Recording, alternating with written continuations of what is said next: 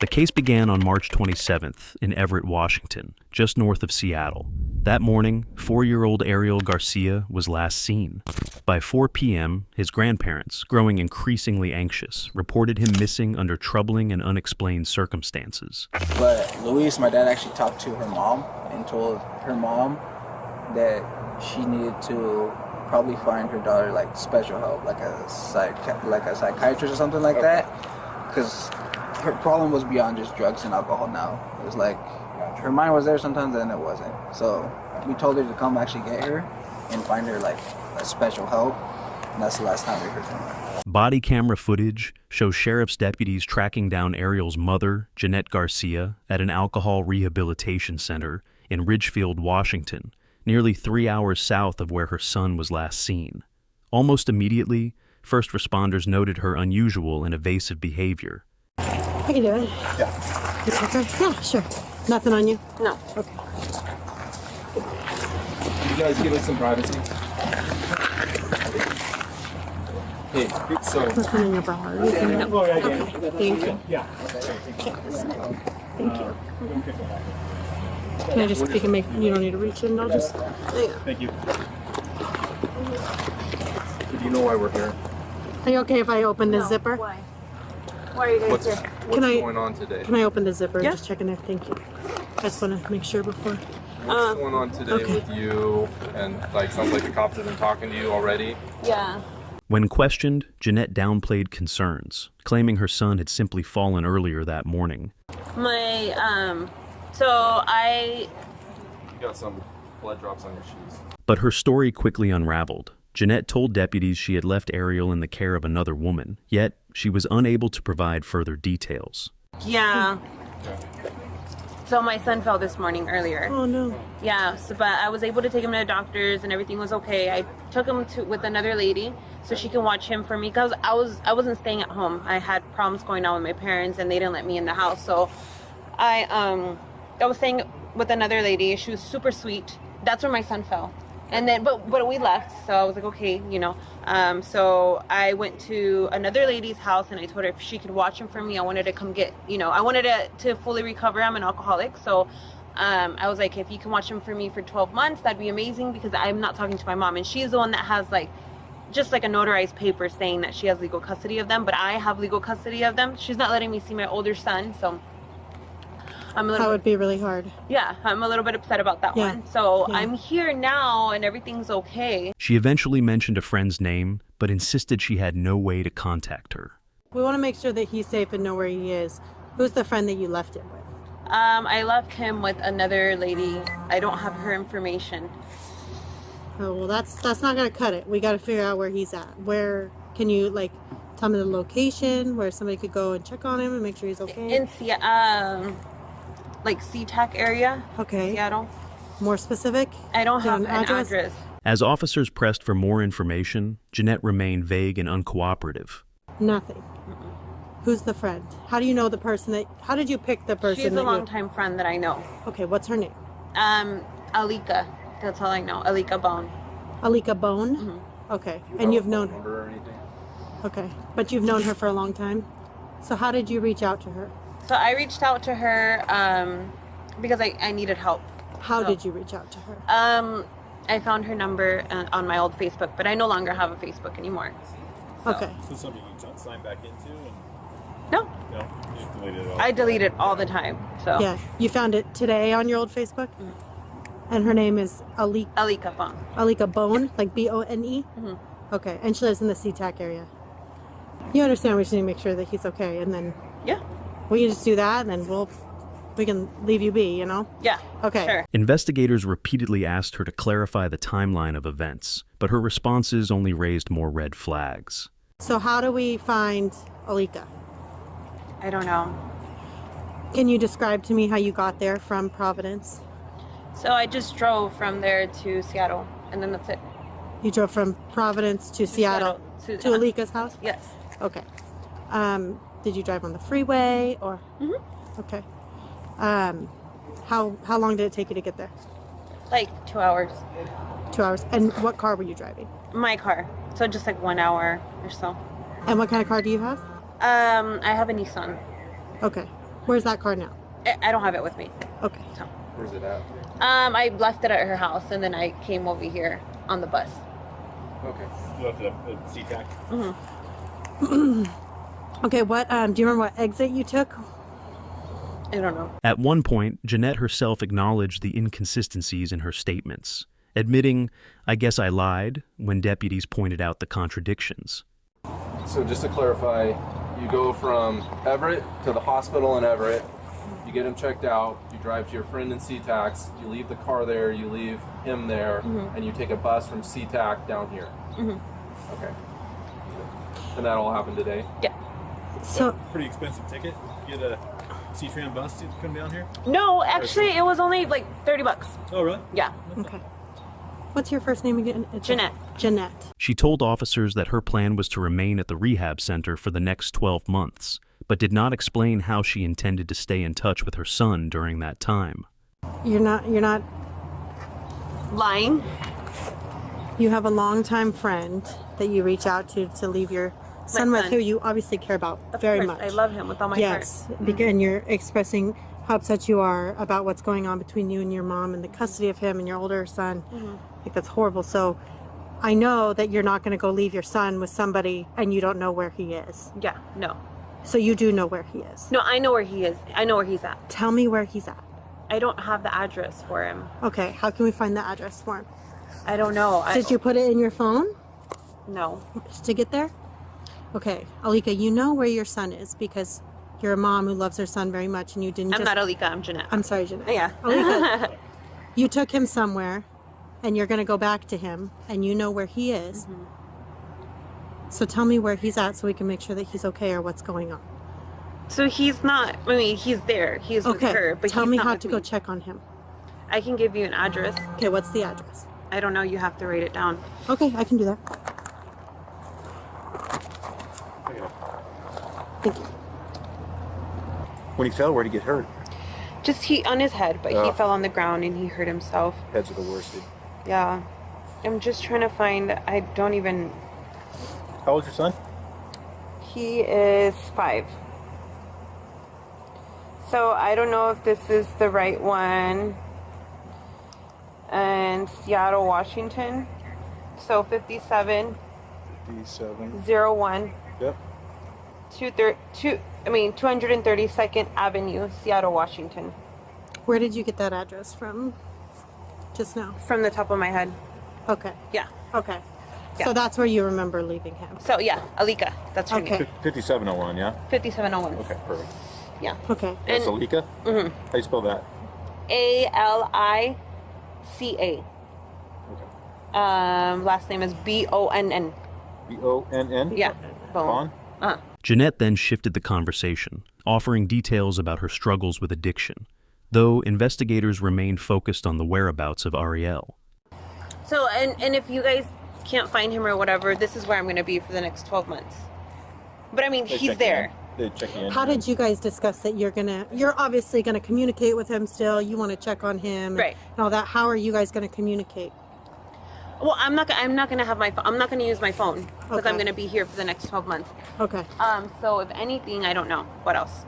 Okay. That's it. You didn't discuss that with Alika before you left? Yes, I discussed it with her. I'm going to be here for 12 months, and then, but before that, like I don't speak to my parents or anything like that because we got into an altercation. So, but this is where I'm going to be. Again, officers pressed her about Ariel's injuries, but her responses failed to provide clarity.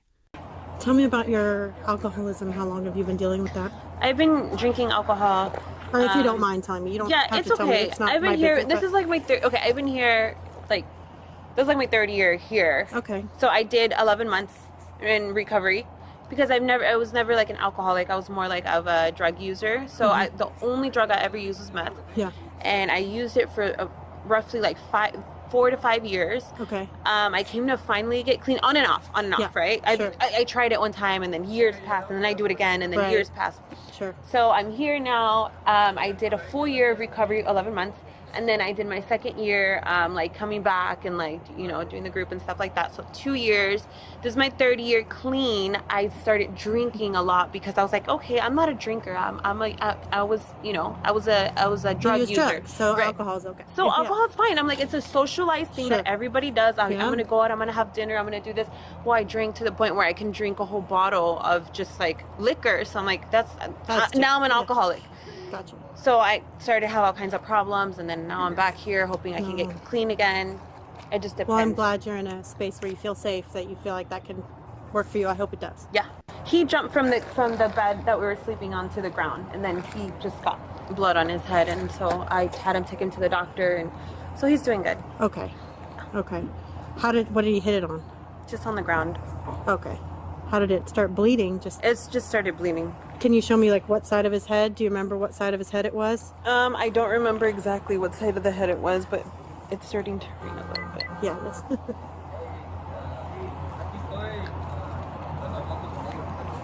okay. So you don't. What time did it occur today? Just like early, like at 10, 11. 10 or 11. Okay. Do you know what time it is now? It's already 6:30, or about to be 7. So how long were you guys at the hospital? We were only there for a little bit. I don't even think he got checked. We got there and but I didn't wait enough for him to get checked out. So So he didn't actually go back and get checked. Gotcha. Did you actually go inside and check him in? Okay. And then did you tell him you were leaving, or did you did? Okay, you just said he's not going to be seen and left. Yeah. Okay, and how is he acting? He's okay. Yeah. What happened to him when he fell? Nothing. He just cried. Just cried? Just Do you remember when you walked in? Like, can you describe to me when you walked in what it looked like? Just the hospital. Just the hospital. Okay. But can you describe, like, when you walk in the door, where was the check-in? In the front, like I walked in, as soon as I walked in, the front desk was checked in right there, and I said my son had to be seen for something, and then his name and everything. Okay. And that's You're it. going like this, so you wrote it down, or was there like a check-in thing? Or There was a check, alright, but I think they checked me in. No. Okay. Yeah. So you didn't write anything on there? Okay. Have you been there before? No. No, that was your first time. That was my first time. When you checked into the desk, was it just an open desk, or Just an open was desk. it behind a wall? Did they have like a glass wall, or? Just an open desk. Okay. Was there a lot of people in there? Yeah. That's why you didn't want to wait, because it was too long. Do you think he needed stitches or anything? No, he's fine. Okay. You didn't remember where his injury was? Is it front, side, back? Do you remember? It's the side. It was the side. Definitely one of the sides that you So recall? the front, yeah. Okay. Front. You're kind of pointing above the eyebrow? Okay. I'm sure she'll be good. I might just take her phone. She's got some specks on her shirt. She's got blood on her shoes. She's not really making sense. Jeanette then asks what happens if investigators can't find Ariel. So, if you guys don't, locate my son, what's gonna happen? That's what we're working on at the moment. why do you think they won't be able to locate him? I mean, if you got the address to where he'd be. Because, I don't know, I'm just saying, if you guys are not able to find him, what can happen? What it's looking like right now is that we're going to need to stay with you until we find him. Because it sounds like you said you know where he is, you know where you left him. Right. So it shouldn't be an issue, right? Should be able to locate him. Okay, so that's what we just need to stay with you until we locate him. Okay. When deputies requested she come to the precinct for further questioning, Jeanette hesitated at first. However, she agreed once she learned coffee would be provided, an unsettling moment given the severity of the situation. Because it's raining and it's cold and I'm shivering, and we're going to be with you, I think, for a little bit. Are you listening to me? Yeah. We're going to be with you for a little bit. Would you mind? We have a precinct right up the road. It's comfortable and dry that we can all sit in so we can chat. So we're all out of the rain. Would that be okay? Where is it? It's It's right just down on- by the fairgrounds. Yeah, Okay. just on 179. Yeah. And then we can give you a ride back and all of that if that's okay with you. Can I get a coffee from here before we We go? got coffee there. We have coffee. Really? Yeah. Okay, Oh, yeah, we got coffee. We can give you coffee. You can't grab that seatbelt around your backside. This is. And then the that's only it. other thing too, when he travels, I just got to put your purse on the front seat right there. Yeah. He's not going to get into it, but we don't like bags where we can't see them and stuff. No you know. worries. Thank you. Yeah, no worries. Rules that make us go by. Then that way we can all be dry and comfortable and sit, and you can get some Perfect. coffee. You're welcome. Thank you. I appreciate it. Absolutely. I can stop and get her a coffee or something. Body camera footage from another first responder captured interviews with witnesses who knew Jeanette from the rehab center, shedding light on her recent behavior. Saw her today, and she looked pretty out of it. I mean, she had her haircut, you know, like Britney Spears kind of thing, went crazy because she used to have like long, big black hair, you know. And Daniel told me that her mom was calling because they can't find her son. And her mom went to her house and saw blood. I don't know how dramatic it was, but saw blood. I don't know where, but just saw blood. Okay. And they can't find her son. And then she's over here, and Daniel, my brother, where's your son? He's with my mom. And her mom's calling over here saying he can't find her son. I mean, there was a bad connection there. Yeah, I don't know if she's lying, crazy. I don't know. That's the situation from what I know. The witness says Jeanette seemed off. How was her behavior? Drastically different, because she was always bubbly and loud and had this big, great laugh, you know, kind of really annoying laugh, and talking to everybody, and she was just kind of with her hands in her pockets and quiet. And A witness also spoke about Jeanette's parents, the ones who had initially reported Ariel missing. What prompted the call for police to show up as like an unwanted or? Because she's been problematic, I guess. And my brother just, I don't know if my dad told him to, you know, get this girl out of here, because she just kind of caught. Last time she was here, she fought with one of the women here. Okay. She's kind of just problematic, you know. We try to help people, but there's just a certain point where we can't help people, and you got to go. More disruptive than exactly. Productive. Okay. Was she? Do you know if she was being disruptive today or causing any issues? That's what I mean. It was kind of drastically different. She just kind of quiet and went, sat in the chair, and didn't talk to nobody. Okay. Just based on history. Didn't want anything developing. Yeah. Okay. You know what chair she sat in? I'm sorry? Where did she sit down at? She sat down in one of these chairs over here. I could show you which one. Inside or outside? No, inside. Okay. That's where we have our meeting room. She didn't talk to anybody at all? I mean, a little chit chat, saying hi and I'm back kind of thing, and everybody kind of just gave her the cold shoulder because, you know, nobody wants to deal with her. Luis, my dad, actually talked to her mom and told her mom that she needed to probably find her daughter like special help, like a psychiatrist or something like that, because her problem was beyond just drugs and alcohol. Now it was like her mind was there sometimes and it wasn't. So we told her to come actually get her and find her like a special help, and that's the last time we heard her. The next footage of Jeanette shows her alone in an interview room at the precinct, awaiting questioning. We ordered food earlier. Do you want some tacos and stuff? Do you want me to get you some water with them? Okay. Do you like ice in it or no? No ice. Okay. Very good. Soon after, she was informed that she would be taken into custody. So I think Tanya, Detective Johnson, had told you that you're going to go to jail tonight. Okay. I want to take a picture of your hands because you had said you had hurt your nail or broke your nail or something. So I want to get a good picture. Which one were you talking about? Do you remember? I don't remember it. Okay, I'll just take a picture of them. Yeah, hold them. Yep, like that. And then I'm gonna do one at a time too here. And then will you go like that? Like put your thank you. And then turn over. Okay. Turn over that. Yeah.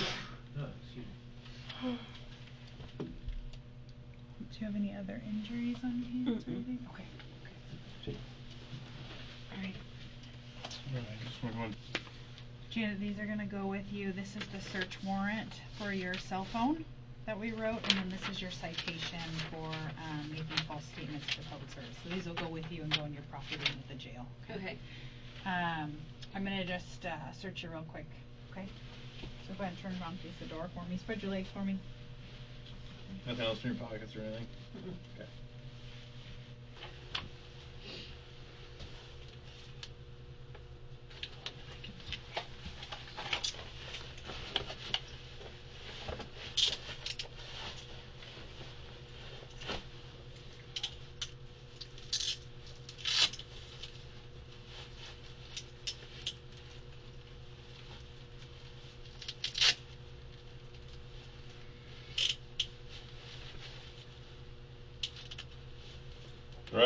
Yeah.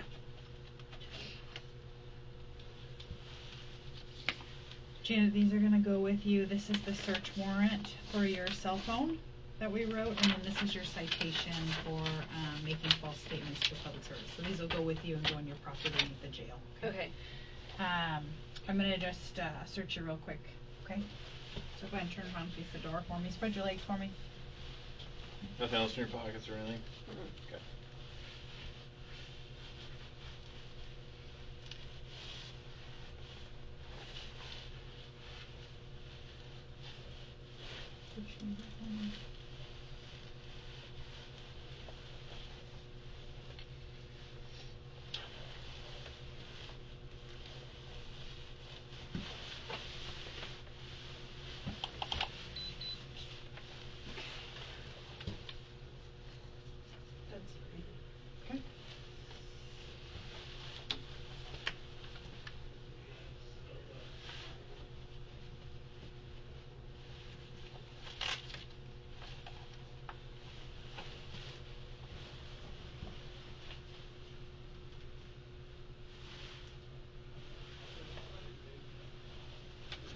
Okay.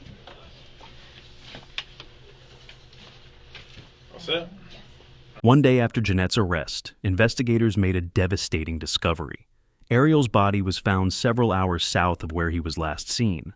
Authorities charged Jeanette with first-degree murder, domestic violence with a deadly weapon, and aggravated domestic violence involving a vulnerable victim. Despite the overwhelming evidence, she has pleaded not guilty and is set to appear in court this August.